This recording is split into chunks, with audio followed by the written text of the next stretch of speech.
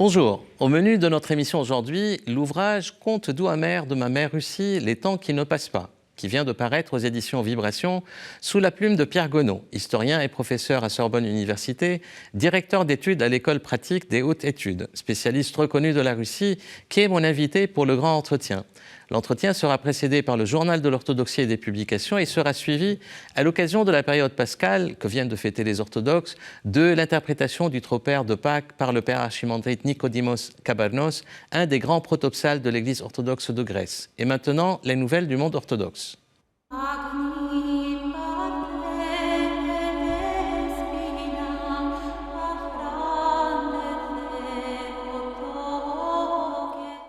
Géorgie, décès à l'âge de 93 ans du catholicos et patriarche Ilia II, primat de l'Église orthodoxe autocéphale de Géorgie. Ses obsèques nationales ont été présidées par Bartholomée Ier, patriarche de Constantinople, avec la participation du locum tenens du trône, le métropolitio Mugiri, de primats et de représentants des différentes églises orthodoxes. En France, visite en France du patriarche Bartholomée Ier, qui a été reçu le 30 mars 2026 comme membre associé étranger de l'Académie des sciences morales et politiques. Il a été reçu par le président de la République et le Premier ministre, mais aussi à l'UNESCO et à la Bibliothèque nationale de France. Il a présidé la Divine Liturgie le 29 mars à la cathédrale grecque Saint-Stéphane à Paris. Au Moyen-Orient, la situation difficile de crise au Moyen-Orient a fait l'objet d'une concertation téléphonique des trois primats d'Antioche, Jean X, d'Alexandrie, Théodoros II et Théophilos III de Jérusalem. Le patriarche Jean X a aussi reçu plusieurs messages de soutien en raison des attaques terroristes contre le village chrétien de Sokaïlabi en Syrie, de la part de plusieurs primats orthodoxes, dont le patriarche Daniel de Bulgarie, le patriarche Kirill de Moscou, l'archevêque Georges de Chypre. Les trois patriarches présidents à Damas, le patriarche grec orthodoxe, le patriarche grec catholique et le patriarche syriaque, se sont réunis à cette occasion pour condamner ces attaques visant les chrétiens et ont diffusé un communiqué conjoint. Kosovo, visite du patriarche Porphyrios de Serbie au Kosovo, où il a présidé la divine liturgie de Pâques au patriarcat de Peć, l'un des plus importants centres spirituels et historiques de l'Église orthodoxe serbe. Aux États-Unis, le maire de New York, M. Mamdani, a pris part à l'office pendant 3 heures orthodoxe de l'Épitaphios du Vendredi Saint, présidé par l'archevêque Elpidophoros, métropolite du diocèse grec orthodoxe du patriarcat œcuménique aux États-Unis. Aux États-Unis toujours, lancement de Orthodoxy for Kids, une série de dessins animés destinés à initier les jeunes enfants au christianisme orthodoxe à travers un contenu numérique avec un visuel très attractif. Toujours aux États-Unis, lancement par le Hellenic College Holy Cross du diocèse grec orthodoxe d'Amérique, The Scriptorium Initiative, une plateforme numérique catéchétique centrée sur la parole de Dieu et l'Évangile, s'adressant au grand public. À Jérusalem, la traditionnelle cérémonie de la Sainte Flamme a eu lieu au Saint-Sépulcre et a été présidée par le patriarche grec orthodoxe de Jérusalem, Théophilos III. La Sainte Flamme a été par la suite distribuée aux représentants des églises orthodoxes pour être transportée dans les différentes églises orthodoxes autocéphales. À Bruxelles, célébration liturgique et conférence à l'occasion de la commémoration du 1400e anniversaire de la rédaction de l'hymne acatiste à la Mère de Dieu. À Paris, liturgie panorthodoxe à la cathédrale Saint-Stéphane, à Georges Bizet à Paris, à l'occasion du dimanche de l'orthodoxie, premier dimanche du Grand Carême, et qui honore aussi la vénération des icônes. À Catéo, Michel Stavroux, doyen de l'Institut de théologie orthodoxe Saint-Serge de Paris, a été invité dans l'émission de Régis Burnet, où il a été question notamment de la célébration commune de Pâques entre catholiques et orthodoxes. À Paris toujours, le père Denis Malvy, infectiologue au CHU de Bordeaux et prêtre orthodoxe, est intervenu dans les Semaines sociales de France, où il a donné une conférence sur le thème « Foi et science dans les temps de l'intelligence artificielle ». À Paris, conférence de Jean-Claude Paulet, professeur émérite à l'université de Louvain-la-Neuve et secrétaire de l'association Saint-Silouan de la Tonite, dans le cadre des rencontres de Saint-Stéphane, de la cathédrale Saint-Stéphane de la métropole grecque orthodoxe de France. La conférence avait pour thème « Sophroni, un saint génial, tout simplement ». En France toujours, le 18e congrès de la Fraternité orthodoxe en Europe occidentale aura lieu près de Rouen du 30 avril au 3 mai 2026 sur le thème « Ne crains pas, crois seulement ». Pour les publications, Jésus-Christ, les preuves historiques de son existence aux éditions DDB de Jean-Paul Lefebvre, Méditation sur la divine liturgie de Nicolas Gogol aux éditions DDB, La plus belle manière de vivre de Bertrand Vergely aux éditions Trédaniel, Nicolas II et Raspoutine, une histoire russe de Alexandre Jevakov aux éditions Perrin. Et puis Le Messager orthodoxe, un nouveau numéro consacré à l'Acer MJO, un mouvement en réflexion, 1923-2023. Le soleil se lève sur Assise de Éloi Leclerc aux éditions DDB et La mort dans l'iconographie orthodoxe, une vision pascale de Stéphane Bigam aux éditions Tellwell Talent. Et enfin, Géopolitique d'un conclave, élire un pape quand les empires reviennent, de Michael Kor, aux éditions Bayard. Et maintenant, le grand entretien.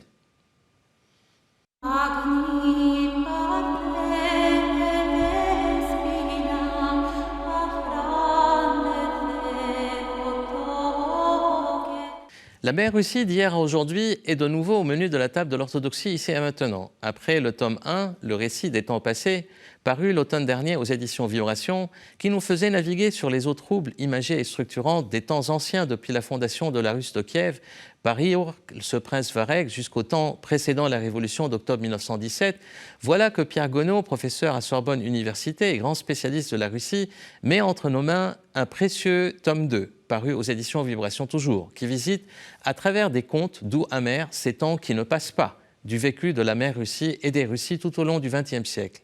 Pierre Gonod revient sur les facteurs de rupture et de continuité en nous traçant un fil conducteur invisible qui traverse les époques et qui continue à marquer cette immensité russe faite non sans ambivalence de force et de fragilité.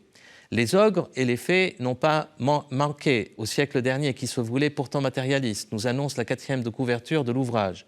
De Kolchak, cet amiral blanc, invincible héros des océans, qui se proclame régent des espaces infinis de Sibérie, qui perd ses soldats dans la neige et tombe aux mains des Rouges, en passant par Lénine, le guide de la Révolution, le chef du parti, l'idéologue infaillible qui dépense en 1924 ses dernières forces à prévoir l'avenir, à organiser sa succession et à consolider le socialisme. Puis on passe au temps trouble de la montée du nazisme, avec Hitler et ses menaces contre la Russie, puis la montée en puissance de Staline, période trouble marquée là aussi par des ambivalences russes, allant de la terreur stalinienne à l'encensement d'un nationalisme russe blanc-rouge face aux dangers nazistes. Puis les temps brejneviens, où en 1979, il était dit en Russie que sous Brejnev, on avait tout et le monde entier nous craignait. Puis les temps aussi troubles qu'ambivalents de Gorbatchev et de sa perestroïka, période de décomposition, mettant fin à l'Empire soviétique, mais annonçant aussi de nouvelles recompositions russes.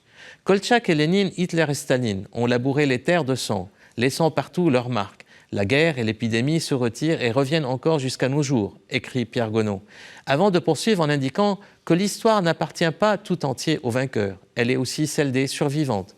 Après moi, le déluge, dit l'autocrate. Après le déluge, la mère Russie, vieillie, devenue baba, recueille les enfants dispersés et reprend ses récits. Quelle est-elle, cette figure de la mère Russie, représentée ici par le peintre russe Philippe Maliavine, une figure emblématique et tutélaire et structurante qui apparaît sous la plume de Pierre Gonod et dans les titres de ses deux ouvrages, des contes doux amers. Quel en est le fil conducteur qui relie ces ensembles historiques et les place sous la figure tutélaire de la mère Russie? Quels en sont les enseignements à tirer du vécu russe indistinctement et indépendamment des époques historiques? Quels facteurs de pesanteur ou d'accélération, de continuité ou de rupture? Quels en sont les facteurs de déterminisme qui se renouvellent et ou de libération? Pierre Gonod, grand spécialiste donc de la Russie, nous le dira, il est l'auteur de plusieurs ouvrages sur la Russie, dont notamment Ivan le Terrible et Histoire de la Russie d'Ivan le Terrible à Nicolas II, aux éditions Taillandier. Et dernièrement, La guerre russe ou le prix de l'Empire d'Ivan le Terrible à Poutine, aux éditions Taillandier toujours, et le ministère des Armées. Pierre Gonod, bonjour. Bonjour. C'est un plaisir de vous recevoir de nouveau, en fait, pour ce tome 2. Alors, si on peut juste un peu mettre le contexte, je dirais, qui a présidé un peu à la confection de ces deux livres. Quels étaient les objectifs et comment vous avez travaillé en fait là-dessus? Eh bien, comme on en parlait, on a la peste et la guerre. Il y avait d'abord la peste ou l'équivalent avec le Covid. Et effectivement, à cette époque, à l'université, on était forcé d'enseigner à distance et de prendre un peu de distance et de repenser à tout ce passé. En tout cas, moi, c'est un peu comme ça que j'ai réagi. Et puis la guerre est venue juste après. Et donc, guerre sur peste, comme on dit dans La Fontaine. Voilà. Alors, j'ai essayé de refaire un récit qui, d'un côté, revenait sur des choses qu'on attend, des personnages, Et d'autre part, essayer de trouver un autre angle. Et souvent, les personnages les plus connus sont masculins, évidemment. Vladimir, le fondateur de la Russie, Ivan le Terrible, Pierre le Grand, Lénine, Staline, etc. Ça, c'est le premier tome. Alors, Lénine et Staline, on est déjà dans le deuxième. Mais il y a des femmes aussi. Et ce qui m'a frappé, c'est que les femmes sont celles qui survivent. Qui peut-être n'ont pas le meilleur rôle au début, mais qui sont là.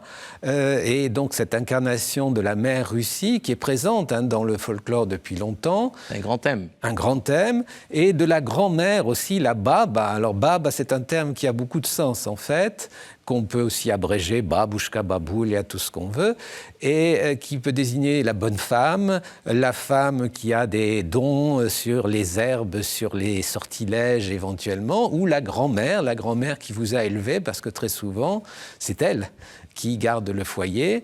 Et on a eu 2 générations de Russes où il y avait surtout des femmes avec les enfants, et peut-être maintenant une 3e. De nouveau, ouais. Voilà, donc ça, c'est quelque chose que j'ai essayé de bien faire sentir. Alors, vous avez travaillé essentiellement sur des sources, bien sûr, et à travers, en fait, ce qu'on appelle le style des contes. Voilà. Alors, ils sont doux et amers. Ça reprend dans le titre, la mère Russie, en fait, est présente, ma mère Russie, oui. avec un grand M majuscule et un grand R majuscule. Et puis, en fait, ces contes doux amers.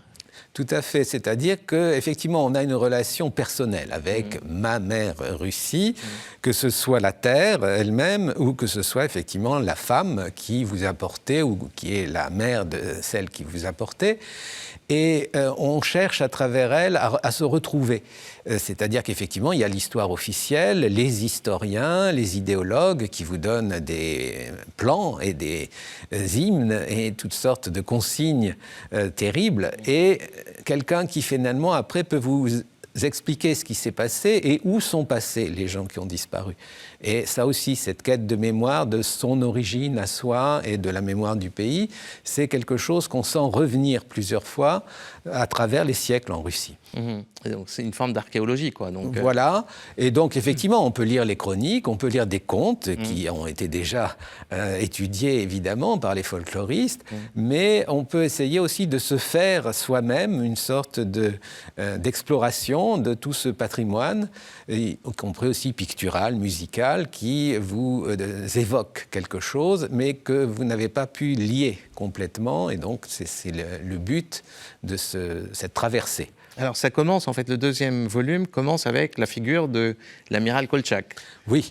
Alors, on a Koltchak... qui est une figure, je dirais, de la Russie blanche. Voilà, de la Russie blanche, qui avait été effacée ou, disons, ridiculisée à l'époque soviétique. C'est un amiral qui se retrouve au fin fond de la Sibérie, évidemment sans bateau, et qui sera finalement arrêté, fusillé, qui disparaît littéralement, puisqu'on le jette sous la glace de l'Angara.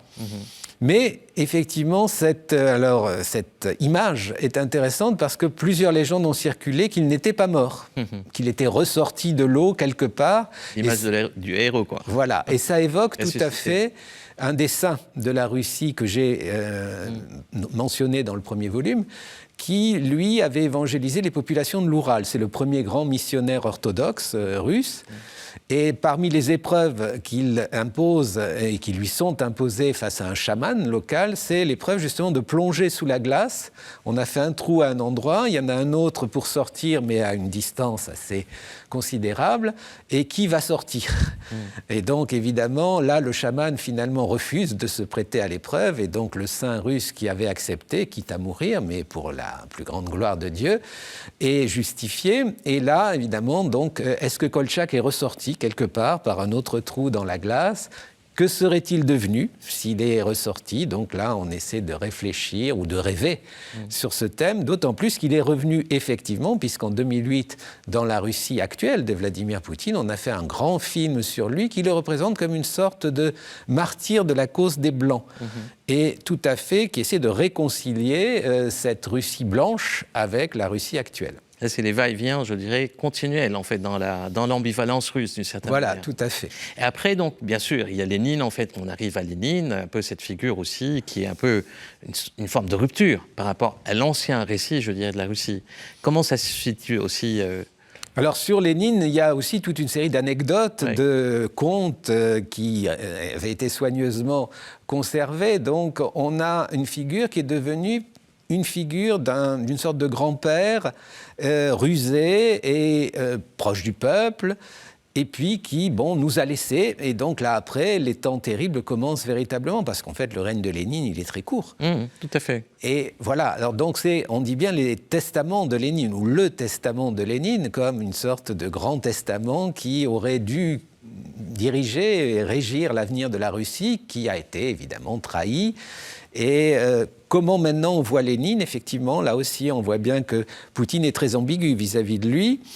Il a détruit l'Empire, il a recomposé les terres, il a donné des terres à une Ukraine qui, selon Poutine, évidemment, n'existe pas. Et d'un autre côté, la fin de l'URSS, c'est la plus grande tragédie qu'ait connue la Russie, nous dit également... C'est le discours actuel. Voilà, le discours actuel. Donc, effectivement, on voit bien qu'on ne peut pas totalement en finir avec Lénine. Absolument. Après, bien sûr, il y a en fait la montée du nazisme, avec cette époque où on bascule aussi avec Staline, en fait, avec les terreurs staliniennes, mais aussi avec cet encensement d'un nationalisme russe aussi, qui remet en place aussi le religieux. Ah, tout à fait. Et en 1937, le moment de la Grande Terreur, des wagons entiers, c'est le cas de dire, de déportés vers la Sibérie. Et c'est là qu'on trouve mélangés les droits communs, les membres du parti qu'on commence à purger, et des religieux.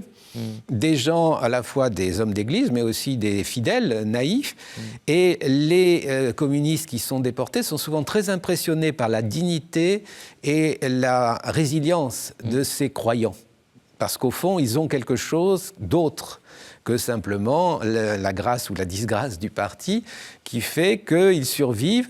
Et donc là, j'ai imaginé aussi un récit où quelqu'un qui partait comme étant plutôt un représentant de la nouvelle génération, un ingénieur, vous savez, les ingénieurs étaient très valorisés, va découvrir une foi qu'il ne connaît pas au départ dans cette déportation et dans une évasion qui a l'air au début vouée à l'échec et qui finalement réussit.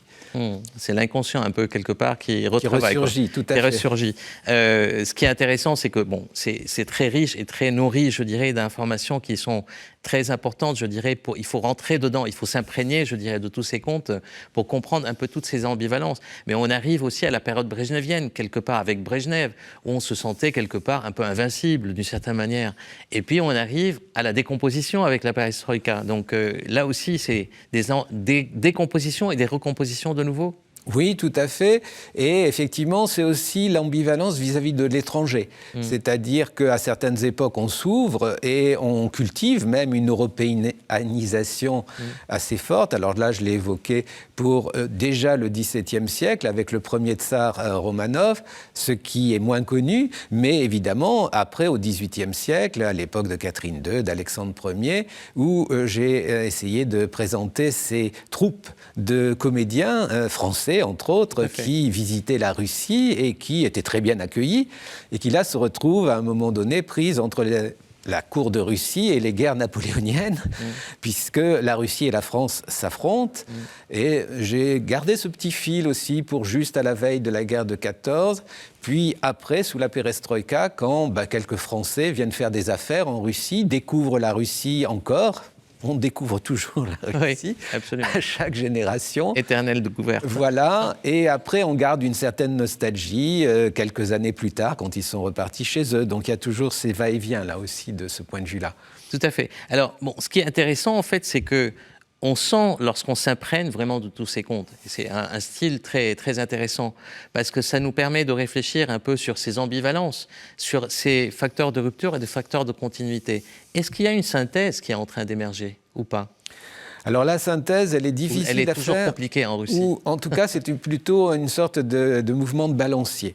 Alors il y a un grand écrivain russe qui est maintenant déclaré inagent, agent de l'étranger, qui vit à l'étranger, Boris Akounine, qui a réutilisé une image de conte, justement, dans les contes de Pouchkine, celle donc de ce chêne, qui symbolise les racines, évidemment, autour duquel est enchaîné un chat savant, Et ce chat savant va tantôt à droite, tantôt à gauche. Savant et intelligent. Oui, oui, oui. Et il est retenu par sa chaîne, c'est-à-dire qu'il ne peut aller que jusqu'à un certain point à droite, qui serait peut-être retourné aux racines de la Russie dans son identité et s'écarter de l'Europe.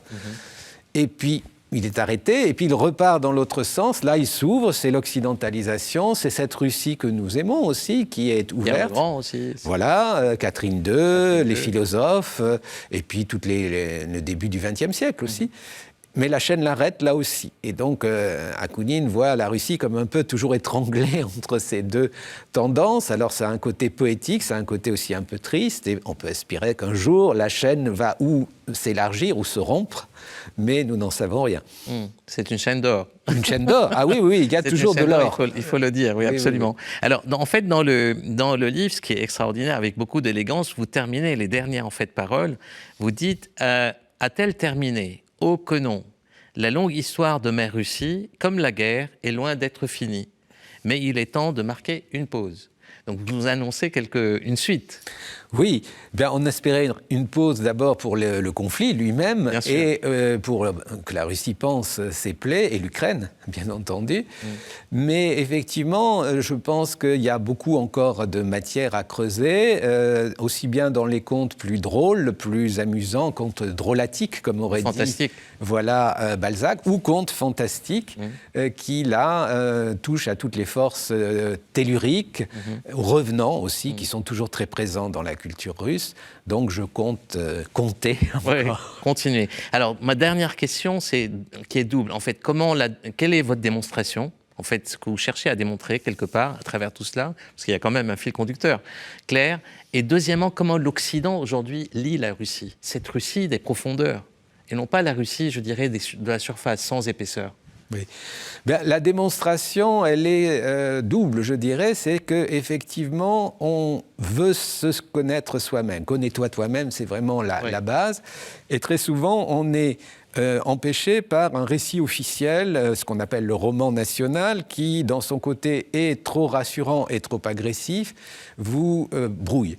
Et donc, c'est bien de replonger dans ce que ça a de doux et d'amer aussi, et de l'assumer d'une certaine façon, de mieux le comprendre.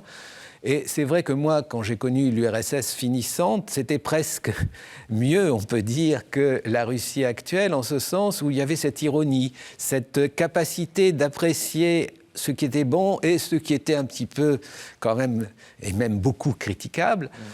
Et on avait l'impression on allait vers le mieux, vers l'ouverture. Et là, on a l'impression, au contraire, d'avoir reculé très nettement. Donc, l'idée qu'on doit mieux comprendre ce qui nous arrive, et pour les Européens aussi, effectivement, mieux comprendre cette Russie qui, par moments, nous paraît être bien parfaitement adaptée et qui, dans les années 90, était tout aussi moderne, même agressivement moderne, que l'Europe ou les États-Unis, qui maintenant affectent de dire non, nous n'avons plus rien à voir avec ça. Et il ne faut pas se laisser prendre non plus à ça. Et il faut essayer, effectivement, de sympathiser sans adopter le point de vue russe, d'avoir de l'empathie plutôt que de la sympathie. Tout à fait, tout à fait. En tout cas, c'est un excellent ouvrage, un excellent tome 2. Il faut vraiment s'imprégner du premier et du deuxième parce que ça nous met vraiment dans une profondeur historique avec un récit qui coule de source, comme on dit. Et ça permet d'avoir une réflexion nuancée, une réflexion intelligente. Parce que toute réflexion nuancée est une réflexion intelligente. En tout cas, c'est très inspiré et inspirante. Merci beaucoup, Pierre. Merci. Et là, à l'occasion de la période pascale que viennent de fêter les orthodoxes, je vous laisse avec un beau diaporama sur les Lumières de Pâques, sur une musique du tropère byzantin de la fête de Pâques, la fête des fêtes, chantée en grec par le père archimandrite Nicodimos Kabarnos, qui est un des proto-chantres les plus connus de l'Église orthodoxe de Grèce. Et moi, je vous dis à la prochaine émission. Χριστός ανέστη εκ νεκρών θανάτων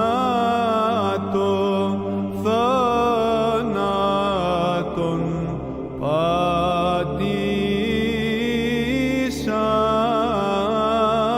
και της εν της μνήμας ζωήν